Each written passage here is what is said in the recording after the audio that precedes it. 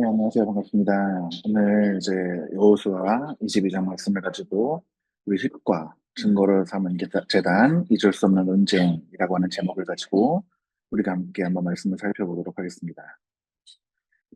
먼저 본문의 위치입니다. 여호수아 22장부터 이제 이야기는 결말을 향하고 있습니다. 전국 전쟁은 마무리되었고 땅은 각 지파에게 분배되었습니다. 여호수아 22장, 23장, 24장은 이제 각각 여호수아의 고별 설교로 시작하고 있습니다. 여호수아는 동쪽 지파들, 이스라엘의 지도자들, 그리고 마지막으로 이스라엘 모든 백성에게 설교하고 있습니다.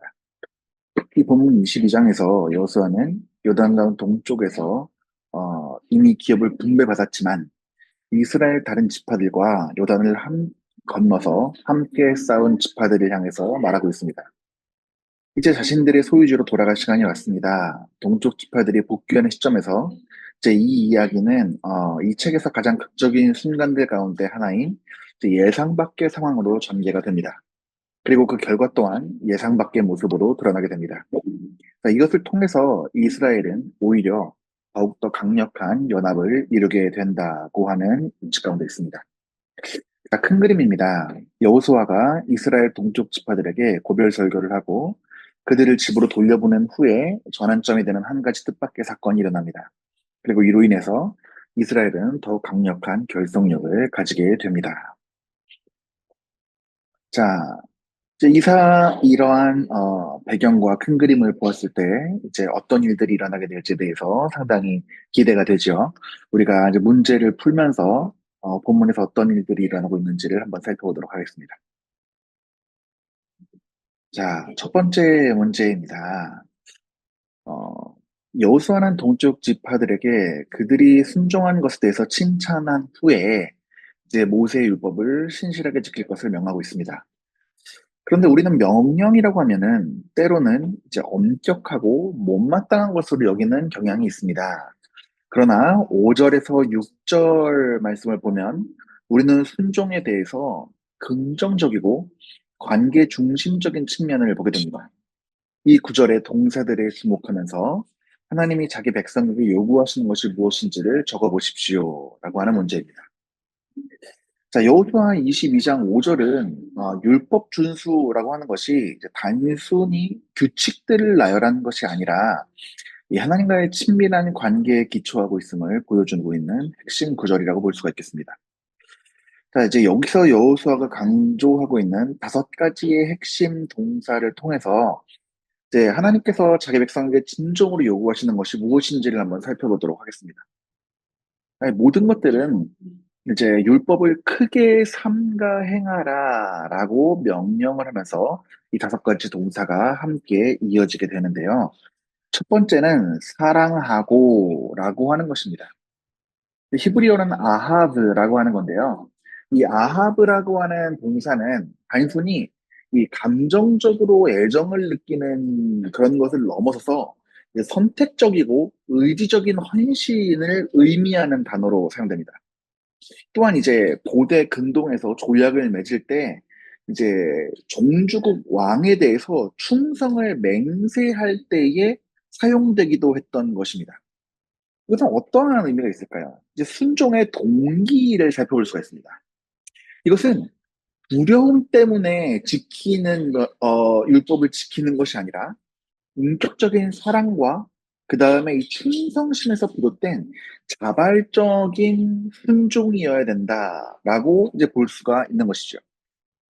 이제 여기서 우리가 신명기 6장 5절에서 나오게 되는 이 쉐마와도 상당히 밀접한 관계가 있다라는 것을 또한 볼 수가 있습니다. 두 번째는 이제 행하며라고 번역되어 있는 것인데요.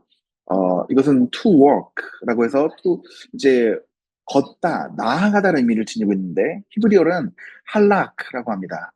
이 할라크는 어, 행하다라기보다는 이제 걷다, 앞으로 나아가다라는 것을 뜻하는데요. 왜냐하면 이 히브리적인 사고 안에서 이 걷는다라고 하는 것은 어떤 삶의 방식을 의미하는 것입니다.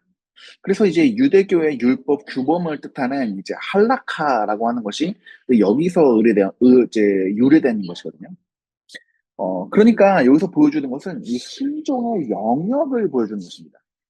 이 신앙이라고 하는 것은 하나님께 순종한다라고 하는 것은 정지된 상태를 이야기하는 것이 아닙니다. 내가 한번 순종했으니까 여기서 멈춰. 그 상태가 아니라 매일매일의 삶 속에서 하나님의 길을 따라서 지속적으로 앞으로 나아가고 걸어가는 이 역동적인 여정이라는 것을 보여주는 것이죠. 순종이라는 것은 한번 하고 했으니까 그만 뜻이 아니라 지속해서 그 순종하면서 그 길을 나아가는 것이 행하는 것이라는 것이죠. 한번 행했으니까 끝이라기보다는 반복적으로 지속적으로 순종함으로 나아가는 것. 이것이 이제 행하며라고 하는 할라크라는 동사에 담겨 있는 의미라고 볼 수가 있습니다. 세 번째는 이제 지켜라고 하는데요. 이거는 이제 히브리어로는 샤마르라고 합니다. 이 샤마르라고 하는 것은 뭐 보존하다, 아니면 파수하다, 아니면 이제 가시 울타리를 쳐서 뭐 지키는 것. 이제 그런 의미를 가진 것이 이 샤마르라고 하는 동사입니다. 그러니까 어떤 소중한 것을 잃어버리거나 뺏기지 않게끔 주의 깊게 감시하고 보호하는 행위를 나타낼 때 이제 이 샤마르라는 동사를 쓰거든요. 창세기 2장 15절에서 이제 아담에게 에덴 동산을 지키게 하셨을 때 이 샤마르라고 하는 동사를 사용해서 에덴 동산을 지키게 하십니다. 자, 이것은 순종의 태도가 어떤 것인지를 보여주는 것이라고 볼 수 있습니다. 자, 율법에 순종한다고 하는 것은 단순히 그냥 기계적으로 그것을 어, 이제 따르는 것이라기보다는 주어진 말씀을 보물처럼 여기고 그리고 그 가치관을 공격하는 그 말씀을 공격하는 세속적인 가치관으로부터 그것을 부지런하게 보호하고 그것을 준수하는 경각심을 보여주는 것이죠. 그래서 단순히 지켜라고 하는 것이 뭐 체크리스트에 화장실 청소할 때 체크리스트 적어놓고 그다음에 뭐 세면대가 깨끗한가 변기는 솔로 닦았나 곰팡이를 지웠나 그런 류의 이 순종의 지켜가 아니라 이것은 보존하고 후수하고 잃어버리지 않도록 애쓰는 거예요. 그러니까 율법의 말씀이 주어진 것들을 그것을 하나님 말씀을 마음 가운데 잘 심어둘 수 있도록 여러 가지 유혹들과 죄악들과 그 다음에 나의 마음의 무너짐들을 떨쳐버리고 그 말씀을 부지런히 보호하고 지키기 위해서 힘쓰는 그것이 이 샤마르라고 하는 동사에 담겨져 있는 의미인 것입니다. 자, 그 다음 네 번째 동사는 친근히 하고라고 하고 있는데요. 이 친근히 하고라고 하는 것은 다바크라고 하는 동사입니다. 이 다바크라고 하는 것은 이제 달라붙다, 아니면 고착되다, 아니면 굳게 결합하다라고 하는 것이죠. 그래서 그냥 이렇게 친근하다는 게 너 나랑 이제 오늘부터 친구하자, 우리 친하게 지내자가 아니라 이게 풀이나 아니면 접착제, 본드 같은 걸로 붙여가지고 떨어지지 않도록 완전히 붙어 있는 상태를 이야기하는 것이 다바크예요. 이게 이제 대표적으로 쓰인 게 창세기 2장 24절에 남자가 부모를 떠나서 아내와 연합하여 이제 가정을 이루는 것이잖아요. 그때 가정을 이루는 것이 그냥 우리 좋으니까 같이 결혼하자 그런 의미가 아니라 완전히 이 둘이 하나로 연합되어 하나가 되는 것이에요. 달라붙어서 떨어지지 않게 되는 것이죠. 그렇기 때문에 이것이 친근히 하다라고 하는 것은 완전히 이렇게 굳게 결합되는 것을 의미합니다. 이것은 순종의 관계성을 보여주는 것이에요.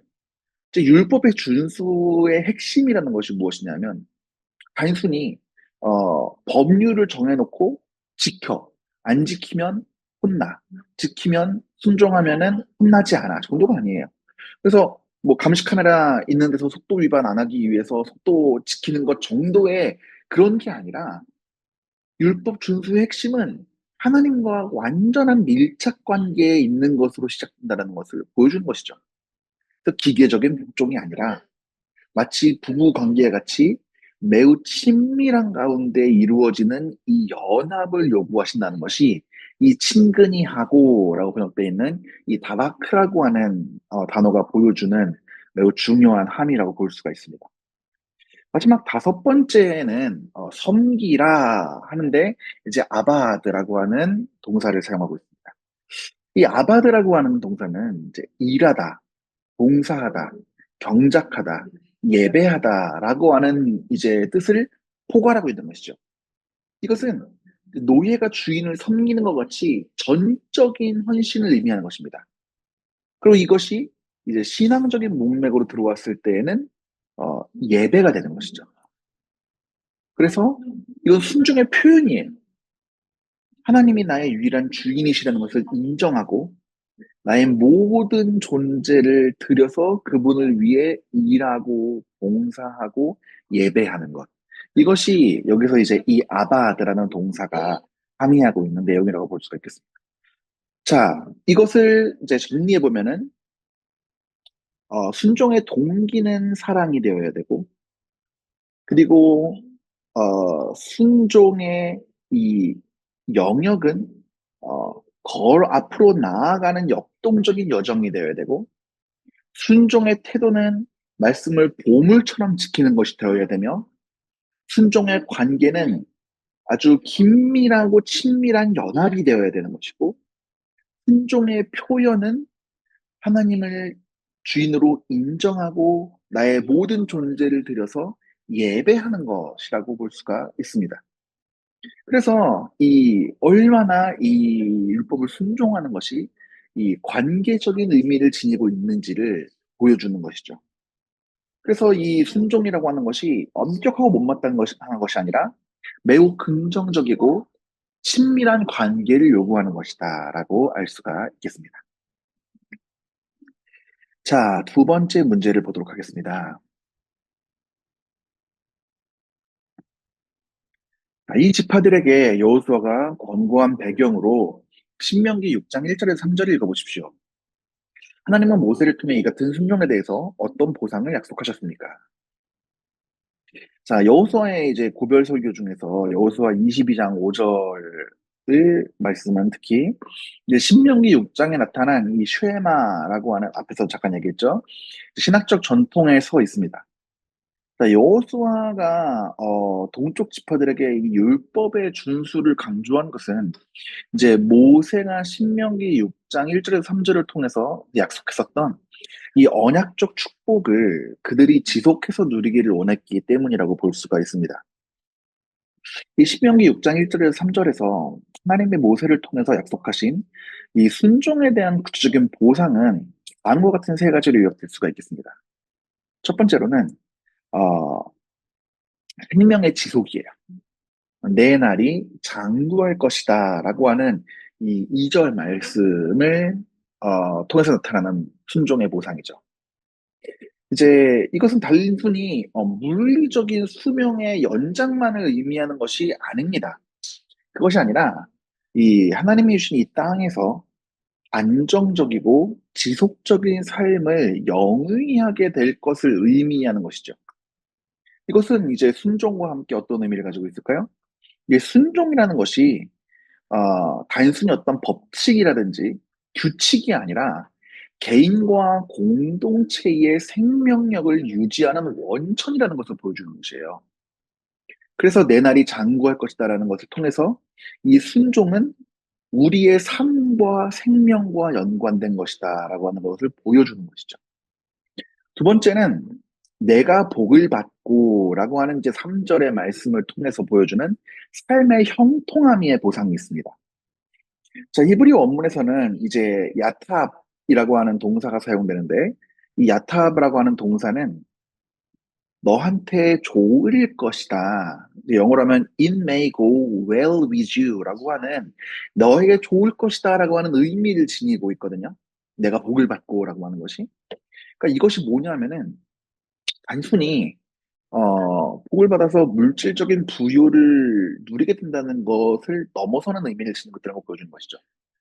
단순히 물질적으로 충족해지는 것을 넘어서 삶에서 모든 영역들이 하나님의 질서 안에서 조화롭고 선하게 작동하는 총체적인 평안, 안녕, 즉 샬롬을 이루게 된다는 것을 보여주는 것이죠. 그래서 어, 삶에서 너가 하나님 안에서 샬롬이 있으리라, 평안하리라 라는 것을, 화평이 있을 것이다 라는 것을 보여주는 것입니다. 세 번째로는 이제 크게 번성하리라 라고 하는 이제 3절의 말씀을 통해서 알 수 있는 공동체의 성장입니다. 이제 아브라함에게 주셨던 창세기 12장 2절과 22장 17절에서 주어졌던 약속의 성취라고 볼 수 있는 것이죠. 그 젖과 꿀이 흐르는 땅에서 그들의 수가 크게 불어날 것이 이제 약속된 것입니다. 그래서 이 순종이라고 하는 것은 하나님 백성이 쇠퇴되어 약화되지 않고 세대를 거쳐가서 가면서 확장되어지고 부흥하게 만드는 동력이다라고 볼 수가 있습니다. 자, 이것을 이제 22장과의 연결점으로 보게 되면, 그래서 이제 여호수아가 이제 요단 동편 길르앗으로 돌아가는 지파들에게 이 말씀을 상기시키는 이유는 분명합니다. 전쟁은 끝났다. 하지만 우리에게 더 중요한 싸움이 남아있다라는 것을 보여주는 것입니다. 그들이 전쟁에서 승리해서 땅을 차지하고 소유했다고 할지라도 그 땅에서 장구하고, 그 땅에서 생명력을 누리고 안정적이고 지속적인 삶을 살아가고, 그 땅에서 형통하며, 그 땅에서 안녕을 누리며 샬롬을 누리며, 그리고 그 땅에서 번성하는 것을 번성을 누리기 위해서는 오직 한 가지, 하나님 말씀에 대한 순종에 달려 있다라고 하는 사실을 인식해주기 위한 것이죠. 땅을 얻는 것은 칼로 가능했을지 모르겠지만 땅을 누리는 것은 그 율법에 대한 순종으로만 가능했다라고 하는 것을 보여주는 것입니다. 자, 다음 문제를 살펴보도록 하겠습니다. 신명기 6장 4절에서 9절에 따르면 이스라엘 백성들은 하나님의 계명으로 또한 무엇을 해야 됐는가라고 하는 것을 이제 질문이 있습니다. 자, 신명기 6장 4절에서 9절에 나오는 이 쉐마는 단순히 듣는 것, 이 듣는 것, 쉐마에 그치지 않고 삶의 모든 영역에서 그것을 체화해야 될 것을 명령하고 있습니다. 그러니까 구체적으로 나아가야 된다는 것이죠.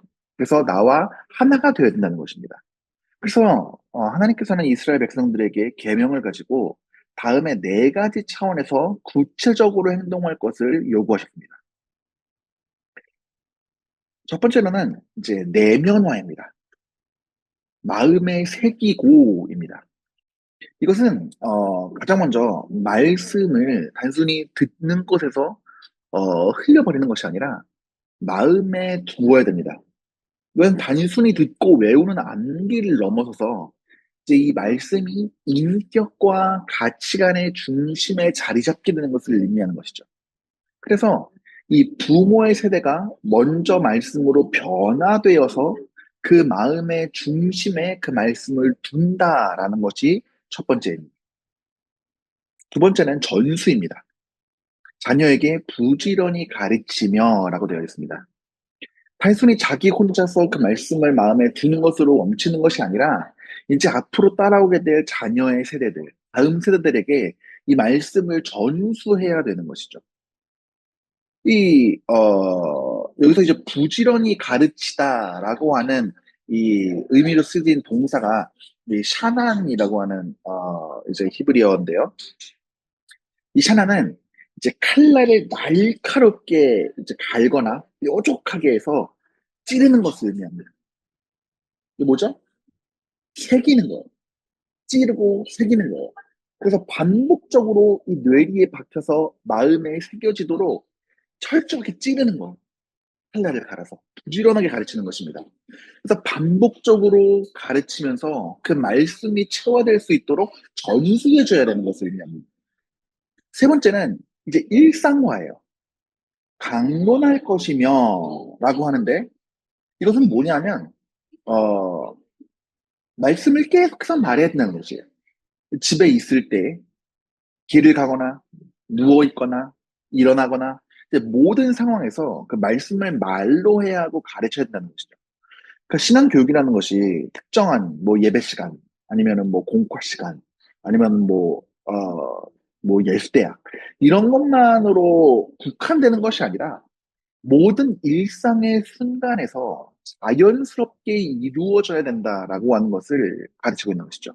그러니까 삶의 모든 대화의 주제들이 이 말씀과 연결되어야 된다라는 것을 보여주고 있습니다. 네 번째는 시각화입니다.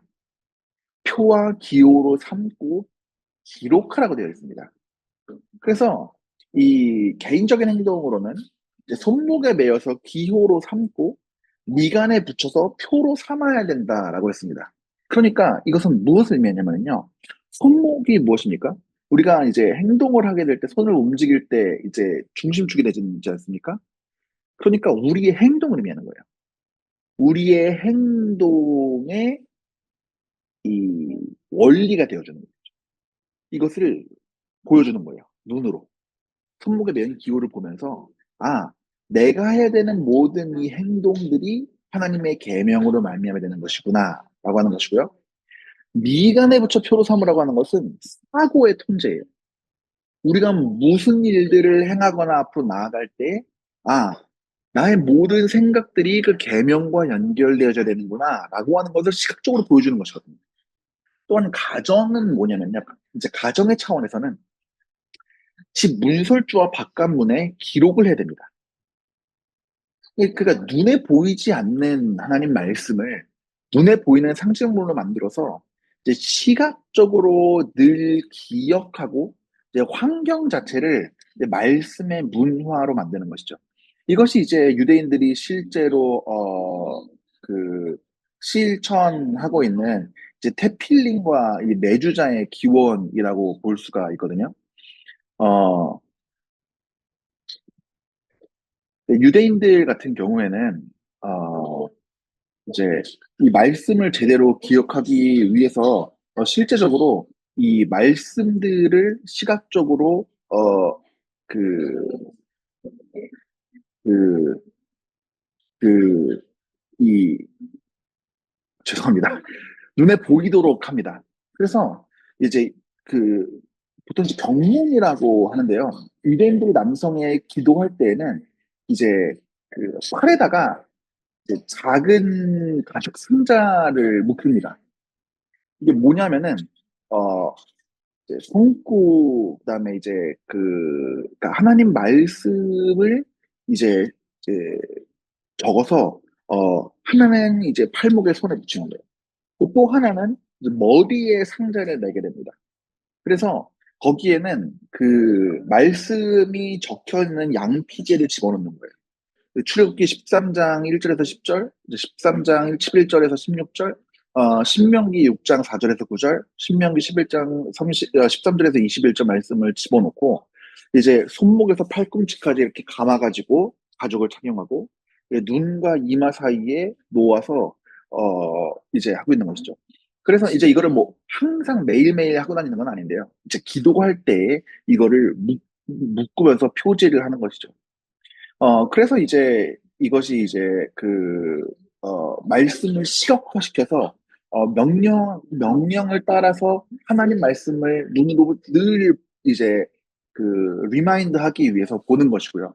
두 번째는 이제 문설주에 기록하는 것이 이제 내주자라고 하는 것인데, 이게 히브리 단어 자체가 이제 문설주라고 하는 뜻이에요.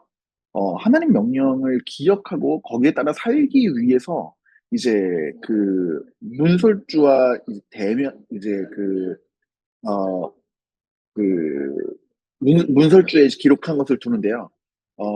유대인들 같은 경우에는 현관 문뿐만 아니라 이제 모든 방의 문설주에서 이제 부착해 놓는 것이죠. 그러면서 문을 드나들 때마다 그 매주자를 손으로 만지고 그 손에 이제 입을 맞추고 하면서 하나님 말씀에 대한 이 경외심을 표시하면서 자신의 출입을 지키시는 하나님에 대해서 기도하는 그러한 전통을 삼고 있는 것이죠. 근데 물론 이제 그렇게 우리가 이 말씀을 지금도 우리가 율법적으로 지켜서 무조건 팔에 감고 기도하자 그러는 것은 아니지만 어쨌든지 간에 이것은 그 말씀을 눈에 보이지 않는 말씀을 눈에 보이는 상징물로 만들 정도로 그것을 늘 기억하고 내 행동과 내 사고와 우리 집의 모든 출입에, 그러니까 내 전부를 이 말씀의 문화로 만드는 것, 이것이 이 어, 하나님의 계명을 따라서 살아야 되는 모습이었죠. 모든 것들을 하나님 말씀으로 채우라고 하는 총체적인 삶의 방식에 대한 요구와 이 요구에 대한 반응으로 볼 수가 있겠습니다. 다음 문제입니다. 이 단락은 동쪽 지파들이 쌓은 큰 재단을 둘러싼 갈등을 전개시키고 있습니다. 모세오경은 이와 관련된 문맥을 제공합니다. 본문의 배경을 이해하기 위해서 신명기 6장 10에서 19절과 12장 1절에서 14절, 그리고 민수기 25장 1에서 9절을 읽어보십시오. 이 수상한 재단과 관련하여 간지되는 문제는 무엇입니까? 더 정확하게 답하기 위해서 여호수아 22장 29절을 읽어보십시오. 자, 신명기 6장, 12장, 민수기 25장, 여호수아 22장을 종합해 보면 이제 이스라엘 서쪽 지파들이 동쪽 지파의 재단을 이제 보고 크게 쌓은 이제 재단을 보고 느끼는 위기감의 실체는 단순한 어떤 오해 뭐 그런 것이 아니라 이 신학적 정통성에 대한 심각한 위협으로 이제 보는 것이죠. 이 수상한 재단에 관련하여서는 이제 여러 가지 이제 신학적이고 역사적인 배경 가운데서 문제가 되거든요. 첫 번째는 신명기 12장 1절에서 14절을 배경으로 봤을 때는 이제 중앙 성소의 유일성 원칙이 위반되는 거예요. 그러니까 신명기 12장은 가나안 땅에 들어가면 이방인들처럼 아무 곳에서, 그러니까 산 위나 뭐 푸른 나무 아래나 이런 데서 예배 제사를 드리지 말고 오직 여호와께서 택하신 곳에서 제사를 드리라고 엄명하고 있습니다. 그러니까 중앙 성소에 대한 사상인 거죠. 이것이 이후에 이제 성전으로 발전되는 것이고요. 근데 당시 이제 성막은 실로가 있었죠. 근데 요단 강가에 또 다른 큰 제단을 쌓았다라고 하는 것은 이 실로의 제 성막을 거부하고 이 독자적인 제의 시스템을 구축하려는 시도를 했던 거예요. 이게 무슨 문제가 생깁니까? 여호와의 신앙 공동체의 분열을 의미하는 것이에요. 그래서 이제 신명기 6장 10절에서 19절을 배경으로 보게 되면 이 우상숭배와 배교의 공포가 자리 잡게 되는 것이죠. 이 문제의 본질은 이제 여호와를 시험한다는 데 있는 것이에요. 신명기 6장은 배불리 먹고 아름다운 물건이 가득하게 될 때, 그러니까 너희들이 안정을 찾게 되었을 때에 여호와를 잊지 말고 다른 신들을 쫓지 말라라고 경고하고 있습니다. 또한 이제 마사에서 시험한 것 같이 너희는 여호와 하나님을 시험하지 말라라고 16절에서 경고가 되어 있죠. 자, 근데 동쪽 지파는 이제 막 기업을 얻고 안정을 찾았습니다. 배불리 먹고 아름다운 물건이 가득하게 될 때가 딱 되었죠. 근데 서쪽 지파들은 이들이 안락함에 빠져서 하나님과의 언약을 잊고 이제 가나안의 혼합주의 종교로 들어가려고 하는 이 배교의 징조로서 이 재단을 바라보게 된 것이죠. 그렇게 되면은 이제 이렇게 제의적인 분열이 일어나고 여호와를 시험하는 것이 되면은 그게 왜 문제가 됩니까? 민수기 25장 1절에서 9절을 배경으로 봤을 때 이 연대 책임에 대한 하나님의 진노하심이 이들에게 두려움이 되는 것이에요. 이제 민수기 25장의 바알볼 사건은 어, 이스라엘에게 끔찍한 트라우마였죠. 이제 시팀에서 모압 여인들과 음행하며 바알을 섬긴 죄로 이제 병이 돌았죠. 2만 4천 명이 죽습니다. 그래서 이때 이제 하나님의 질투하심으로 속죄한 인물이 이번 이제 진상조사단의 대표인 대사장 비느하스였습니다. 또 이스라엘은 이제 아간의 범죄와 부올의 사건을 통해서 한 지파의 죄가 전체 공동체에 하나님의 진노를 가져올 수 있다는 사실을 뼈저리게 알고 있었어요. 그러니까 이 재단의 문제는 단순히 이 동쪽 지파만의 문제가 아니라 이스라엘 전체의 생존이 걸려있는 문제였다는 것이죠. 자, 그래서 22장 29절에 나타난 정확한 죄목을 요약하면 다음과 같습니다. 자, 여호와를 거역하고 오늘 여호와를 다른 데서 돌아서려는 것이죠.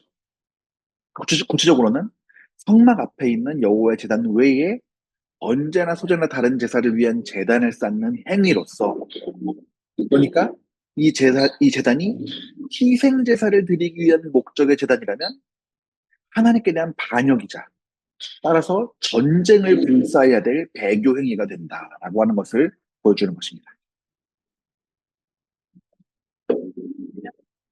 자, 다음 문제를 보게 되면은, 그래서 이제 서쪽의 지파들의 반응은 그들의 영적인 상태에 대해서 무엇을 말하고 있습니까? 라고 물어보고 있습니다. 자, 서쪽 지파들의 반응은 단순히 이제 오해에서 비롯된 해프닝이다라고 치부하기에는 너무나도 신학적이고 목회적인 깊이를 담고 있는 것이죠. 그들의 즉각적이고 이제 격렬한 반응은 당시 이스라엘의 가장 이상적인 언약 공동체의 당시 이스라엘이 가장 이상적인 언약 공동체의 모습을 하고 있다는 것을 보여주는 것이죠. 첫 번째로는 신학적인 차원에서 그들은 타협없는 여호와 유일 신앙을 가지고 있었습니다.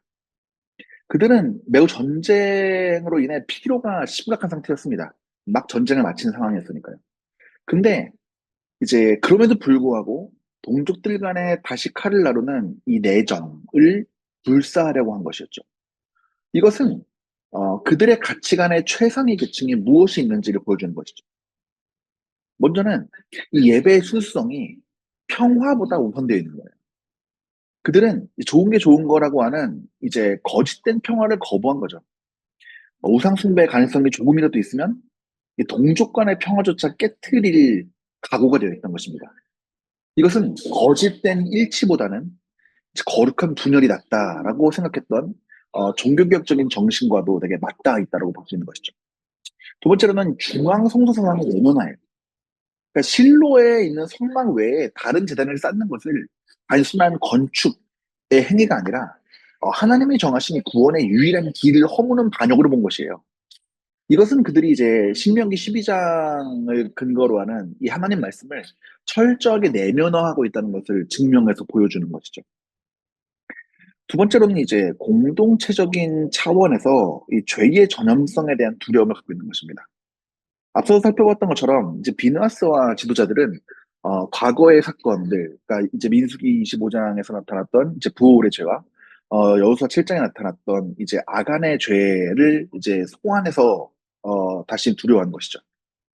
어, 그들은 이제 아간 한 사람의 죄를 범했을 때 온 회중에게 진노가 임하지 아니하느냐라고 이제 반문하는 것입니다. 그래서 너희 죄는 개인주의적으로 너의 문제가 아니라 우리 전체의 생사가 걸린 문제라고 하는 이 유기체적인 교회론을 가지고 있던 것이죠.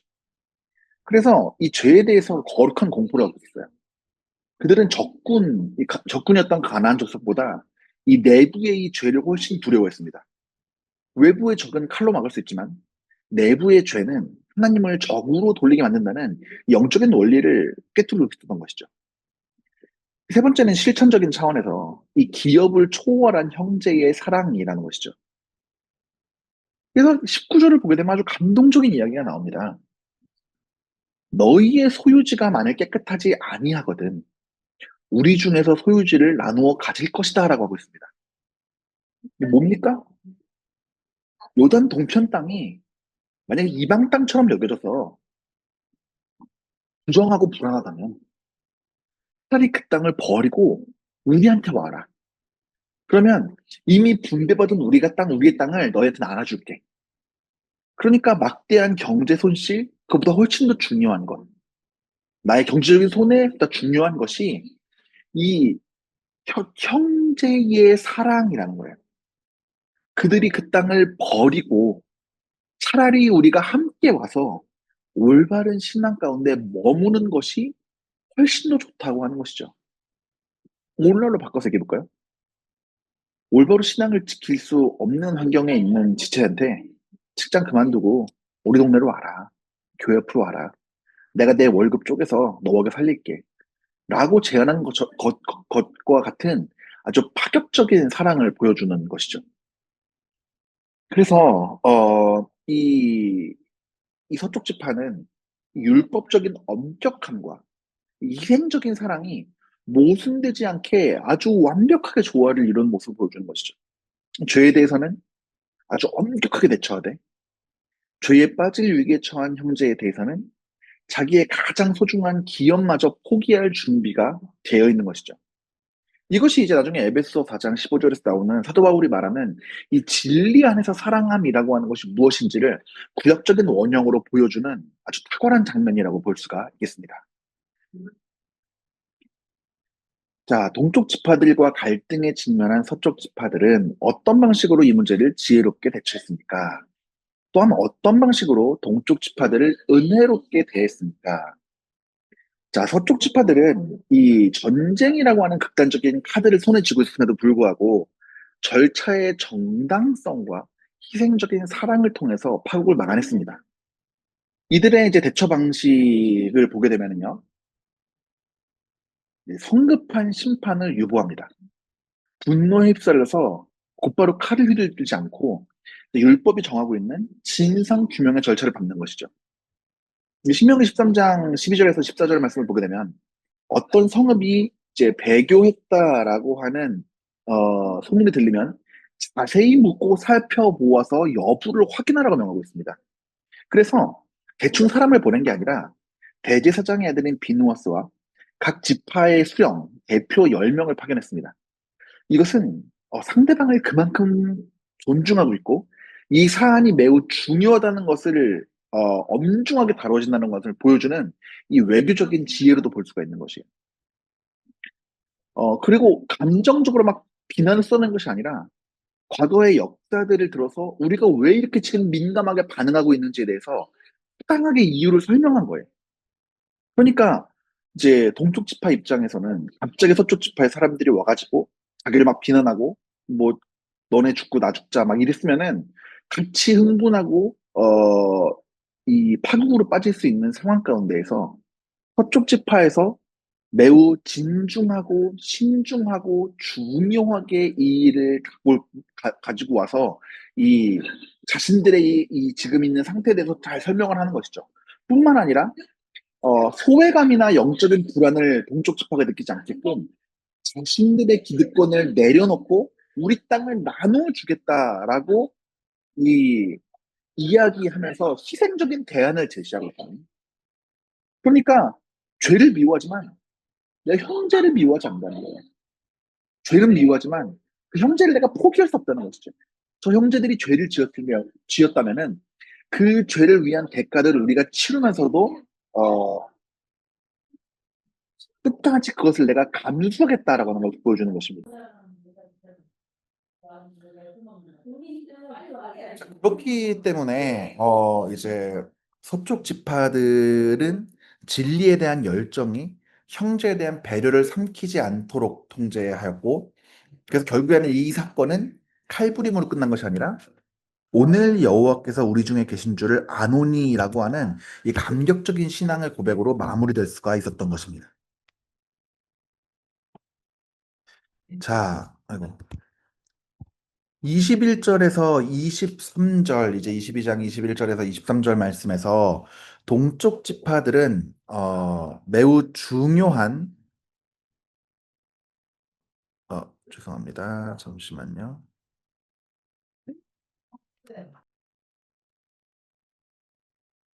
자, 22장 21절에서 23절에서 동쪽 지파들은 중요한 합의점을 표현하고 있습니다. 그것이 무엇입니까? 라고 하는 것입니다. 자, 이 동쪽 지파들의 답변은 단순한 해명이 아니었습니다. 서쪽 지파들이 제기한 이 신학적인 우려를 완벽하게 해소하는 아주 고도의 신앙의 고백이었어요. 그들은 첫 번째로 이 하나님의 이름, 이 신명이라고 하는 하나님의 이름의 삼중 반복을 통한 신학적인 일치를 먼저 보았어요. 전능하신 자 하나님 여호와, 전능하신 자 하나님 여호와께서 하시나니라고 되어 있는데 이 히브리어 원문을 보게 되면은 엘로힘 야훼라고 되어 있습니다. 이게 뭐죠? 그것을 그리고 심지어 두 번이나 강조합니다. 엘로힘 야훼, 엘로힘 야훼. 이게 뭐냐면 하나님의 이 세 가지. 엘은 능력의 하나님이에요. 엘로힘은 통치하시는 하나님이고요. 그 다음에 야훼는 언약의 하나님이에요. 그러니까 이 세 가지 이름을 연달아 부르고 두 번이나 반복한 것은 뭐냐 하면은 우리가 섬기는 신은 이 가나안 땅의 신이 아니다. 너희가 섬기는 신, 그분이 우리의 신, 모든 신 중의 신, 능력의 하나님, 통치의 하나님, 언약의 하나님만, 그 여호와만이 우리가 예배하는 유일한 예배의 대상이다라는 것을 천명하는 것이죠. 이것은 서쪽 지파가 우려했던 혼합주의나 배교의 가능성을 원천적으로 차단하는 것이에요. 너무 이것을 상상해 보십시오. 너무 장엄하지 않습니까? 이 신학적인 오해를 받고 있는 상황에서 먼저 하나님의 이름을 장엄하게 부르는 것이 엘 엘로힘 야훼, 엘 엘로힘 야훼. 그러면서 나의 하나님이 너의 하나님이고 너희 여호와가 나의 여호와다 라는 것을 먼저 이야기하는 것이죠. 그리고 두 번째는 죄의 기준에 대해서 그들이 제시하는 죄의 기준에 대해서 완벽하게 동의합니다. 가치관의 일치를 보는 거예요. 동쪽 지파는 서쪽 지파가 야 재단 쌓는 거 반역이야 얘기했을 때 왜 우리가 또 왜 그러냐? 감정적으로 대꾸한 것이 아니라 대신 그들은 서쪽 지파의 신학적인 논리, 신명기 12장에서 나오는 신학적인 논리를 그대로 받아들입니다.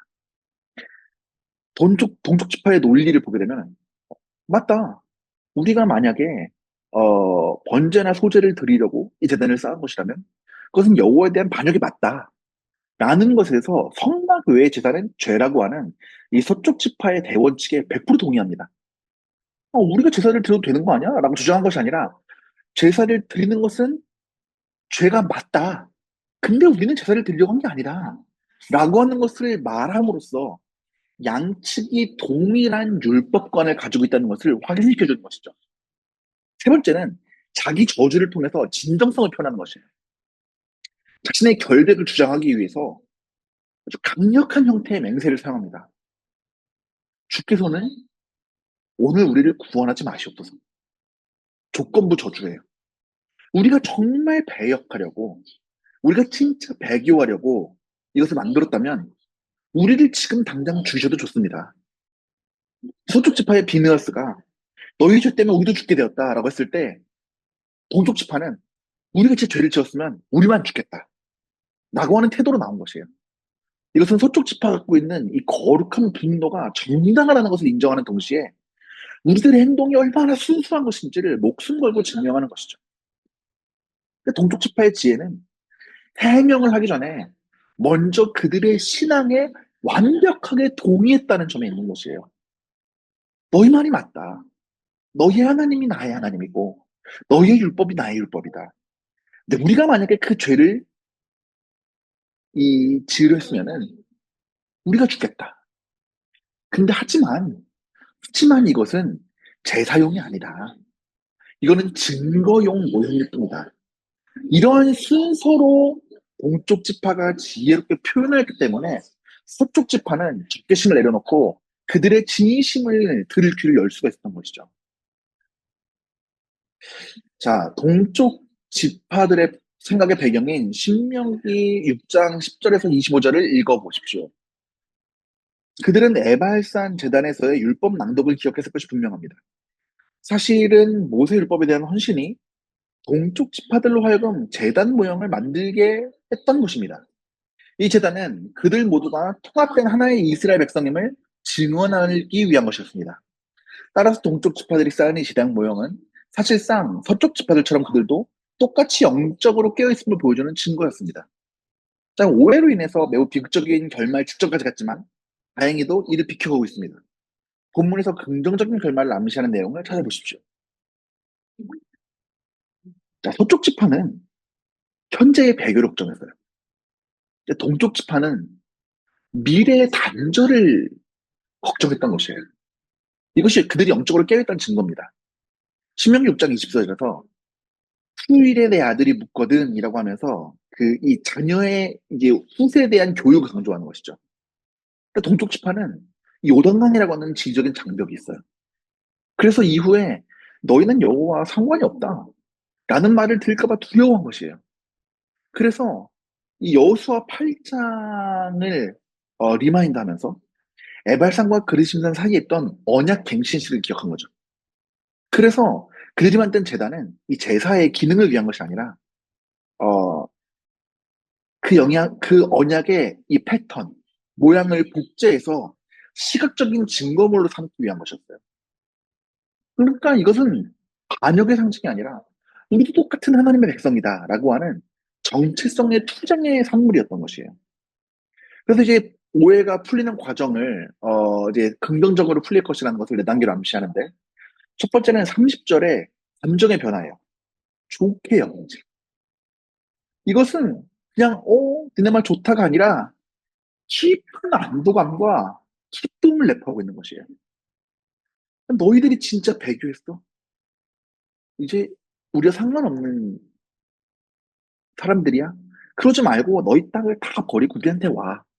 라고 이야기했던 그 진실한 마음이 안도하는 거야.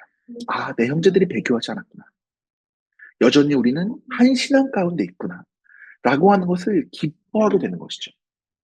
얼마나 감격적입니까? 그들의 그 순수한 신앙을 향한 갈망이 얼마나 감동적이고 큰 교훈을 우리에게 보여주고 있습니까? 그래서 비느하스가 감격에 차서 신학적으로 선언을 합니다. 오늘 여호와께서 우리 중에 계신 줄을 아노니 이는 너희가 이 죄를 여호와께 범하지 아니하였습니다. 죄는 무엇을 가로막습니까? 하나님의 임재와 하나님의 동행하심을 가로막습니다. 그런데 비느하스는 이 혐의가 벗겨지는 순간 이스라엘 공동체 전체에 하나님의 임재가 회복되었다는 것을 선포하는 것입니다. 그러자 어떤 반응이 일어나는 것이죠? 하나님을 찬송하고 그 일이 이스라엘 자손을 즐겁게 한지라 너무 기쁜 것이에요. 이 형제의 신앙의 확증함을 보고 너무 기쁜 것이에요. 그래서 즐거워하면서 하나님을 찬송하는 것이죠. 서쪽 지파는 전쟁을 원했던 것이 아니라 형제의 타락을 누구보다 가슴 아파했던 사랑의 공동체였어요. 우리도 이것을 마음에 심어야 돼요. 형제가 잘못된 것을 보았을 때 그를 정죄하고 그를 무너뜨리고 훈계하는 것보다 더 중요한 것은 그가 사랑의 공동체 가운데 돌아오기를 간절히 원하는 사랑의 마음이에요. 이것이 없는 훈계와 이것이 없는 징계와 이것이 없는 경고와 상대방에 대한 이 공격은 결국 선한 것이 될 수가 없는 것이죠. 그 안에 누구보다 가슴 아파하는 참된 하나님 사랑이 그 가운데 있어야 되는 것을 보여주는 것입니다.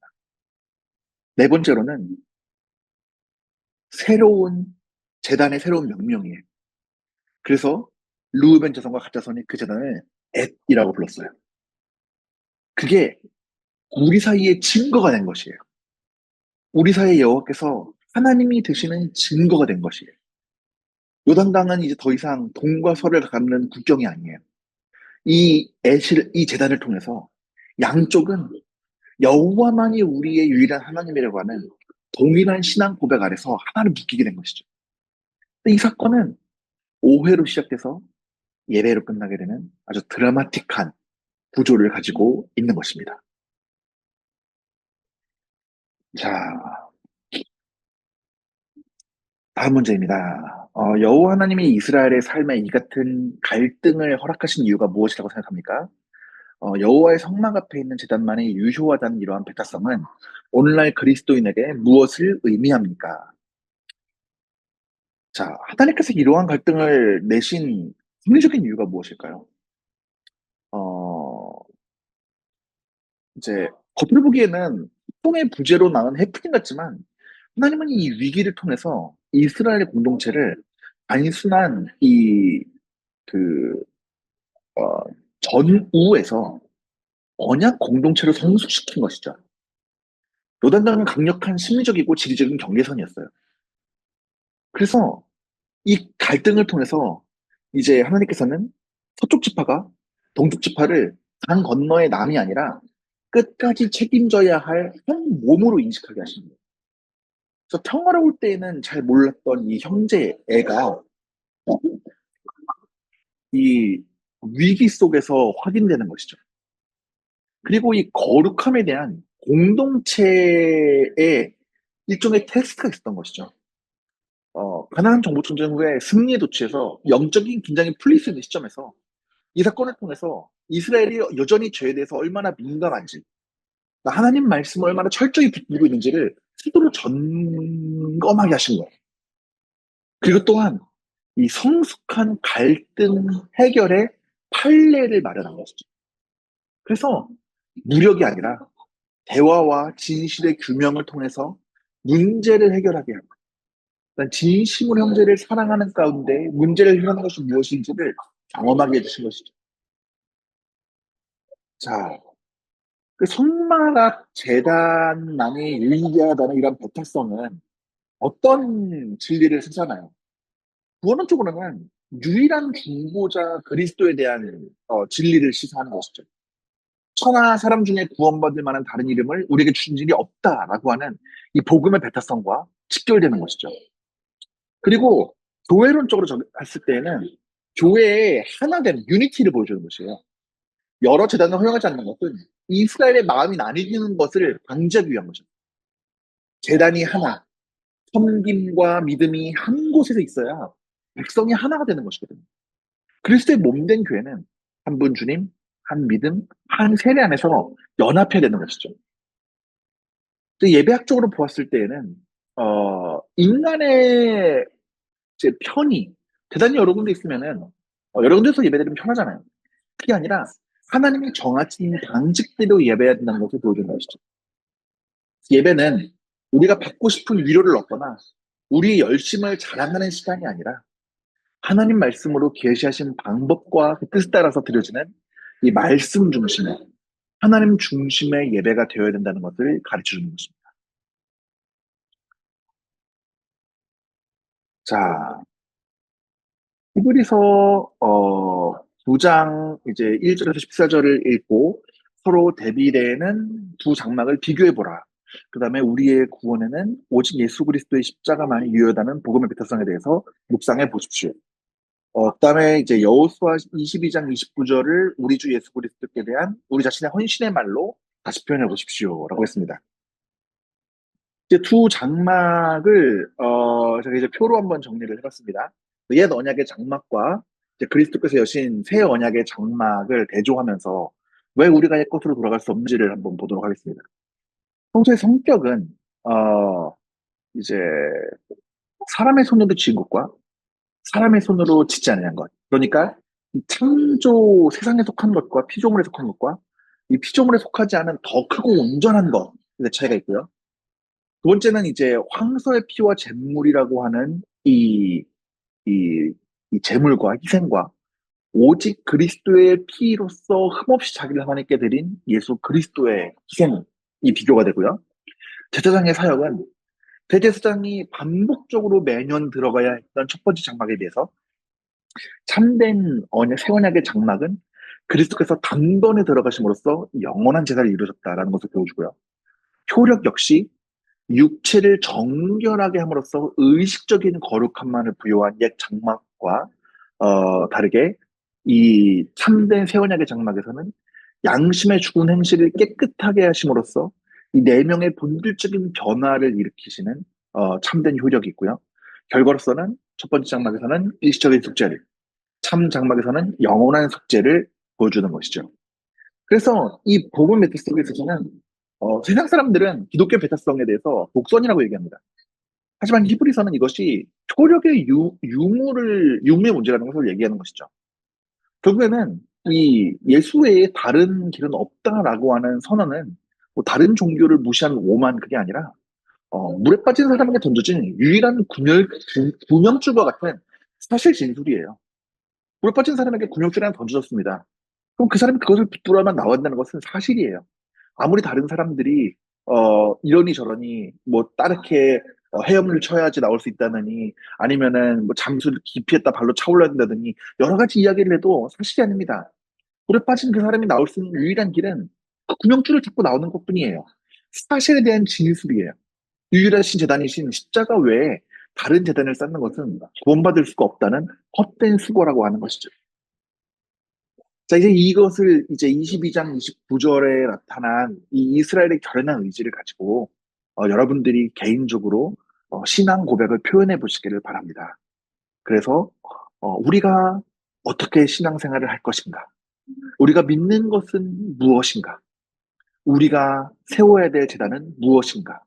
그것에 대해서 우리가 이제 고백을 하면서 궁극적으로 우리 안에 있는 참된 이 믿음이라는 것이 어떤 것인지, 내가 지금 믿고 나아가는 것이 어떤 것인지 내 신앙을 다시 한번 점검하는 계기가 되었으면 좋겠습니다. 자, 이렇게 해서 우리가 오늘 22장 말씀을 살펴보았습니다. 오늘 아주 감동적인 이야기들을 많이 나누었는데요. 이 이야기들을 한 주 동안 마음 가운데 품고 나는 어떻게 말씀을 정결하게 세우며 나아갈 것인가? 나는 형제들에게 어떠한 마음으로 나아갈 것인가? 어떻게 교회 안에서 하나로 연합될 것인가를 삶으로서 또한 기도로서 여러분들 실천하는 한 주가 되기를 주님의 이름으로 축복합니다. 다음 시간에 함께 뵙도록 하겠습니다. 수고하셨습니다.